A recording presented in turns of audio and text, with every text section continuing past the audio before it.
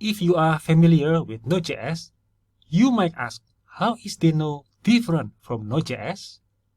In this video, we are going to answer this question. Let's start with the similarities between Node.js and Deno. The first similarity is that both Node.js and Deno allow you to run JavaScript on the server side. Both Node.js and Deno allow you to run JavaScript outside of the browser. And because of that, you can use Node.js and Deno to create server-side applications. The second similarity is that both Node.js and Deno are built on the V8 JavaScript engine from the Chrome browser. Alright, so these are the two similarities between Node.js and Deno. As for the differences, first, Node.js only supports JavaScript out of the box, while Deno also supports TypeScript out of the box. While you can write TypeScript code with Node.js, it requires additional dependencies. But with Deno, the support for TypeScript is built in. You can write your code in TypeScript and run it right away.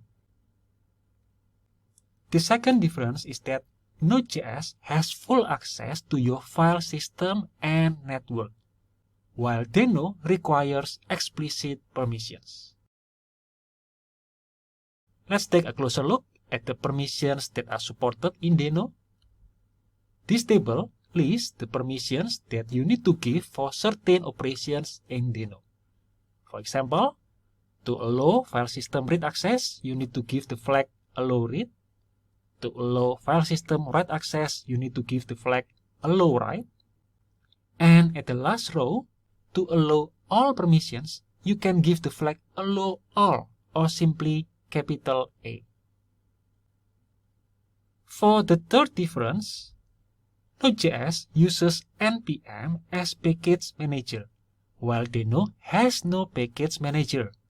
Instead, Deno uses modules referenced as URLs. Let's take a closer look at package management in Deno and how it's different from Node.js. With Node.js, there is a central repository by using npm, but with Deno, there is no central repository. Instead, it's decentralized. Next, in Deno, there is no package.json file like in Node.js. Instead, you import a module directly from a URL. We will see an example shortly in this video. Next, in Deno, there is no Node modules folder. Instead, the modules that you use will be downloaded to a cache directory hidden away from you in your hard drive. So these are three differences between Deno and Node.js in terms of package management: no central repository, no package.json file, and no Node modules folder. The fourth difference between Node.js and Deno is that Node.js uses CommonJS for imports, while Deno uses ES modules for imports.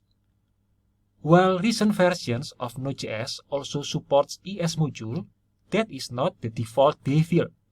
The default behavior is to use CommonJS for imports. On the other hand, Deno uses ES modules for imports by default. Let's see the difference between CommonJS and ES modules. With Node.js, the default behavior is to use CommonJS. This is an example. You use require to import a module. But with Deno, you use ES modules. So you import a module directly from a URL. The next difference between Node.js and Deno is that Node.js doesn't support browser-compatible APIs, while Deno supports some browser-compatible APIs. Examples of browser-compatible APIs in Deno are fetch, setTimeout, window, and more.